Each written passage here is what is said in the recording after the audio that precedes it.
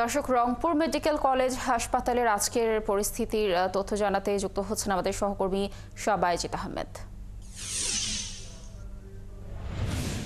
বায়েজিদ, মেডিকেলের আজকের পরিস্থিতির কি তথ্য রয়েছে আপনার কাছে এবং রোগীদের চিকিৎসা সেবা আসলে কিভাবে চলছে আর চিকিৎসকরা কি বলছেন পুরো বিষয় নিয়ে?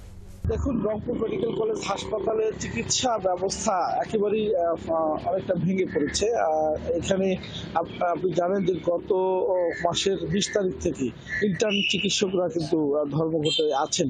পাশাপাশি নতুন করে যারা চিকিৎসক, পুরোদমে চিকিৎসক, তারাও কিন্তু তাদের আন্দোলনে সংহতি জানিয়েছেন। যদিও ক্যামেরায় তারা কোনো কিছু বলছেন না, কিন্তু তাদের কাজে কামে বোঝা যাচ্ছে যে তারাও এই আন্দোলনের সাথে সংহতি জানিয়েছেন। কারণ রংপুর মেডিকেল কলেজ হাসপাতালের চিকিৎসা ব্যবস্থার দুটি দিক রয়েছে। একটি, যারা হাসপাতালে ভর্তি হয়েছেন তাদের এক ধরনের চিকিৎসা, এবং দূর দূরান্ত থেকে যারা আসছেন সাময়িক চিকিৎসা নেওয়ার জন্য তাদের অবস্থা। কারণ রংপুর মেডিকেল কলেজ হাসপাতাল 1000 শয্যার এই হাসপাতাল, সেখানে চিকিৎসক কিন্তু একেবারেই অপ্রতুল। অল্প কিছু চিকিৎসক নিয়েই এই হাসপাতালটি চলে, কারণ পর্যাপ্ত চিকিৎসক নেই। মূল ভরসা ছিল এই ইন্টার্নি চিকিৎসকদের, কিন্তু এই ইন্টার্নি চিকিৎসকদের এই ধর্মঘটের কারণে ভিতরের যে ওয়ার্ডগুলো রয়েছে সেই ওয়ার্ডগুলো কিন্তু সঠিকভাবে চিকিৎসা দেওয়া সম্ভব হচ্ছে না।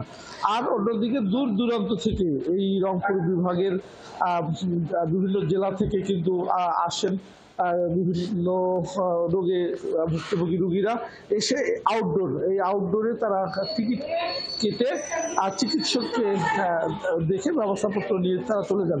এই যে আপনি ছবিতে দেখতে পাচ্ছেন, এই সমস্ত আউটডোর সকাল থেকেই কিন্তু এই আউটডোরগুলোতে টিকিট দেয়া হয়, সরকারি সুলভ মূল্যে টিকিট দেওয়া হয়। এই টিকিট নেওয়ার পরে কিন্তু যারা রোগী রয়েছেন তারা কিন্তু আসেন এবং এসে চিকিৎসককে তারা দেখান।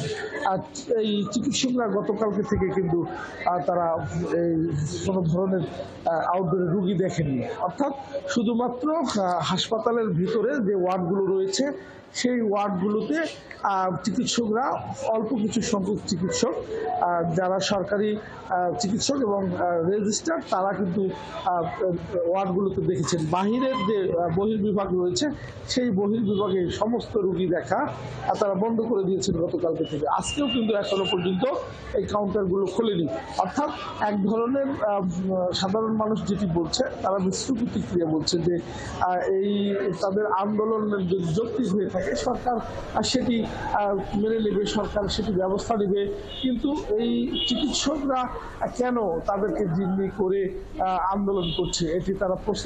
আপনি তথ্য সংগ্রহ করতে থাকুন রংপুর মেডিকেল কলেজের। আমরা নিশ্চয়ই পরবর্তী সংবাদে আবার আপনার সাথে যুক্ত হয়ে তথ্য সংগ্রহ করার চেষ্টা করব। দর্শক, যেমনটি বলছিলাম, রংপুর মেডিকেল কলেজের হাসপাতালে আন্দোলনরত শিক্ষার্থীদের সঙ্গে কাজ বন্ধ করে দিয়েছে চিকিৎসকরা। এই বিষয়ে বিস্তারিত তথ্য জানাচ্ছিলেন আমাদের সহকর্মী।